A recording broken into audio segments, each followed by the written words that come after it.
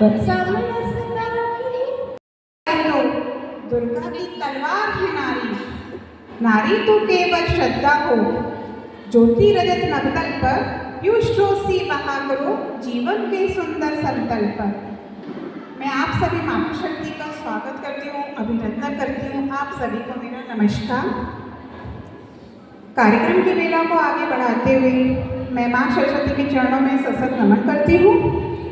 आज दिनांक 16/11/2025 रविवार को राष्ट्रीय स्वयंसेवक संघ के 100 वर्ष पूर्ण होने के उपलक्ष्य में सरस्वती शिशु मंदिर के द्वारा शब्द शक्ति संगम कार्यक्रम मनाया जा रहा है। इस कार्यक्रम का उद्देश्य नारी शक्ति को जागृत करके आगे विकसित करना। नारी जो सृष्टि की आधारशिला है, उसकी महिमा को हम शब्दों में बांध नहीं सकते, बांधना कठिन ही है हमारे लिए। नारी वह प्रेरक शक्ति है जो व्यक्ति के रूप में, परिवार की और समाज के रूप में राष्ट्र चेतना बनती है। तो आइए सुनते हैं एक प्रेरकदायक गीत सरस्वती शिशु मंदिर की शिक्षिका नीतू टेमरे दीदी के द्वारा। मैं नीतू टेमरे दीदी को आवाज़ देती हूँ, आइए यहाँ। इस विचार आया नव चेतना भरा जीवन, अपने घर को चलो बनाए गोकुल साजन मन भावन।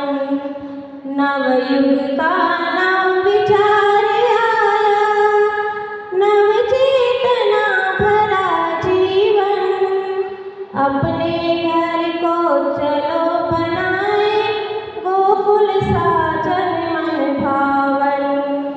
नवयुग का नव विचार आया,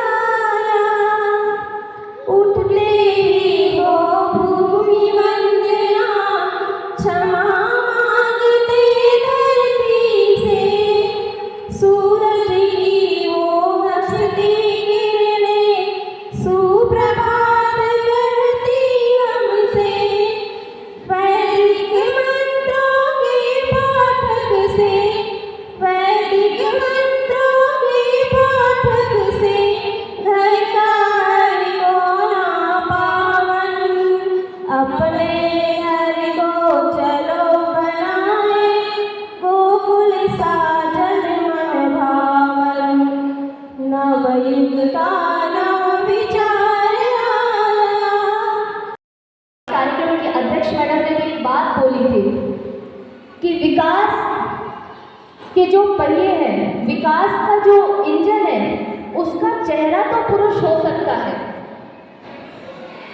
लेकिन उस इंजन को फ्यूल कौन दे रहा है?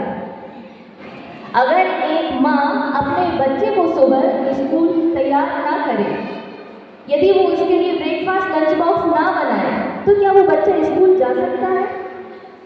यदि एक पत्नी अपने पति के लिए सारी फैसिलिटेशन जो उनके सामान हैं, उनके लिए भोजन है, और एक मानसिक पीस कि आप जाओ घर का हम देख लेंगे, यदि ये ना करे तो क्या वो पति ऑफिस जा सकता है या खुले दिमाग से काम कर सकता है? या जब वो अपने काम से वापस आए और घर में सब कुछ सही तरीके से ना मिले, उसको भोजन ना मिले, तो क्या वो उसी एनर्जी के साथ दोबारा काम पे जा सकता है? तो हम कहें कि प्रत्यक्ष रूप से तो अगर विकास में महिलाएं नहीं दिख रही हैं, लेकिन अगर हम अप्रत्यक्ष रूप से देखें तो 100% महिलाओं के कारण ही तो विकास हो रहा है। अगर वो महिलाएं अपना चुपचाप रहकर अपनी शालीनता से अपना कर्तव्य ना निभाए, तो क्या ये सब संभव था? नहीं था।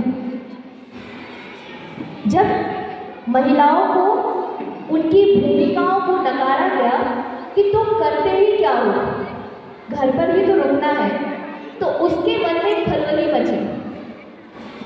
उसने सोचा कि जो मैं कर रही हूँ क्या ये कम है, इसे समझा क्यों नहीं जा रहा है? तो महिलाओं ने कहा ठीक है, जब इसे नहीं समझा जा रहा तो ठीक है, जो आप करते हो वो भी करके देखते हैं।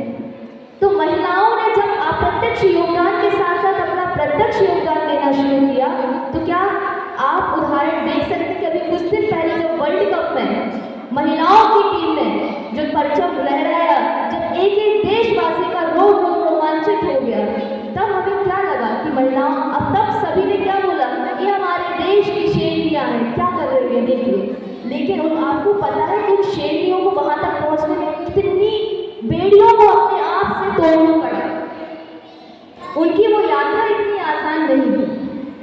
देश की प्रथम नागरिक, हमारे देश की राष्ट्रपति श्रीमती द्रौपदी मुर्मू जी, जब वो वहाँ तक पहुँची तो क्या उनको वहाँ तक पहुँचना इतना आसान था?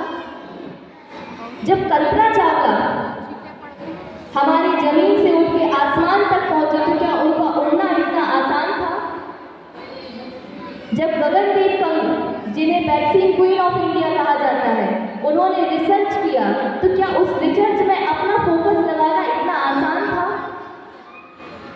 तो हमें ये सोचना होगा कि हमारी जंग दुनिया से नहीं है, हमें विकास देश का नहीं करना है। हमें सबसे पहले तो हमें अपनी जो हमारी समाज, हमारा खुद का परिवार जो बेड़ियाँ बांधता है, हमें उनको तोड़ने में इतनी हिम्मत लग जाती है कि हम जब वहाँ पहुँचते तो हमारी ताकत बहुत कम रह जाती है।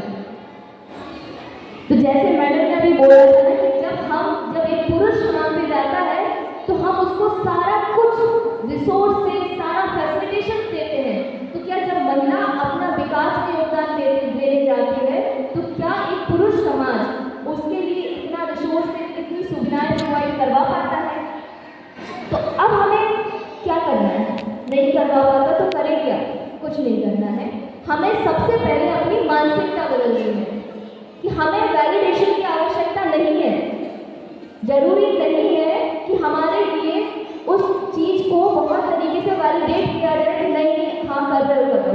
हमें अपनी रफ्तार पकड़नी है। हो सकता है कि हम दौड़े नहीं, हो सकता है कि हम उड़े नहीं, पर चलने से तो कोई रोक नहीं सकता, और हो सकता है कि हम चले नहीं, पर रहने से तो कोई नहीं रोक सकता। बस हमें रफ्तार जारी रखनी है।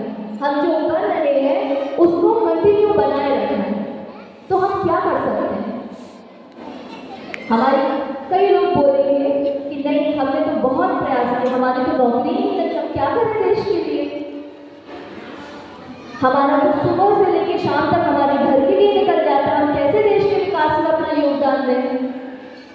देखिए अभी मैंने आपको बताया था ना कि भारत क्या है। भारत में संस्कृति भी शामिल है, भारत में पर्यावरण भी शामिल है, भारत में समाज भी शामिल है, भारत में बच्चे भी शामिल हैं।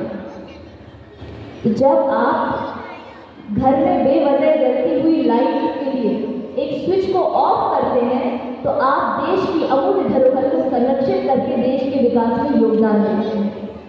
जब आप अपने बच्चों को अच्छे संस्कार देते हैं, जब आप समाज में एक अपनी सलाह देते हैं, जब आप अपने वृद्धों की सेवा करते हैं, जब आप सांस्कृतिक मूल्यों को आगे बढ़ाने के लिए त्योहार मनाते हैं, वो भी तो एक देश में विकास है।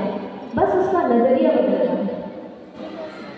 अगर आप इन छोटे छोटे से योगदान को खुद पहचाने और अपने इस योगदान को अच्छे से सामने रखें तो सच्चे मायने में आप देश के विकास में योगदान दे ही रहे हैं।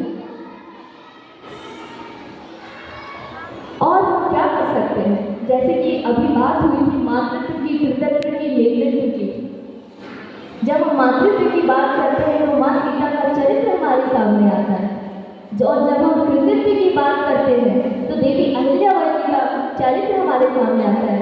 जैसा मैडम ने बताया कि हम 300 वर्ष की जयंती उनकी मना रहे हैं, तो उन्होंने उस समय जो बंदिशें थी आज से बहुत ज़्यादा थी, लेकिन उन्होंने अपने कृतित्व से, अपने कामों से देश में जो प्रेरणा स्थापित की है, देश में जो उदाहरण सामने हमारे आए हुए हैं वो अमूल्य है। और हमारा भी वही है कि जब भी हम जो भी भूमिका हमें मिलती है, अगर हम उसको पूरी निष्ठा के साथ करते हैं, पूरी ईमानदारी के साथ करते हैं और पूरी खुशहाली के साथ करते हैं तो हमारे देश के विकास में वही हमारा योगदान है। इसके लिए हमें क्या करना है? इसके लिए सबसे पहले हमें खुद को मजबूत करना है, खुद के मानसिक स्तर को मजबूत करना है और खुद के अपनी जो पहचान है, हमें अपने योगदान पे गर्व होना चाहिए। कोई उसको पहचानेगा तब हम, आपने देखा ना कि यदि कोई बहुत अच्छे से कॉन्फिडेंट होकर अपनी बात करता है तो हम उसको स्वीकारने लगते हैं। क्यों? क्योंकि हमें लगता है कि नहीं, सबसे पहले स्वीकार्यता उसके स्वयं के स्तर पर होती है। तो जब हम अपने करेंगे तो बाकी समाज, बाकी परिवार और देश हमारे योगदान को रिकॉग्नाइज करेगा। और अंत में मैं 2 लाइन कहूँगी कि सीढ़ियाँ उन्हें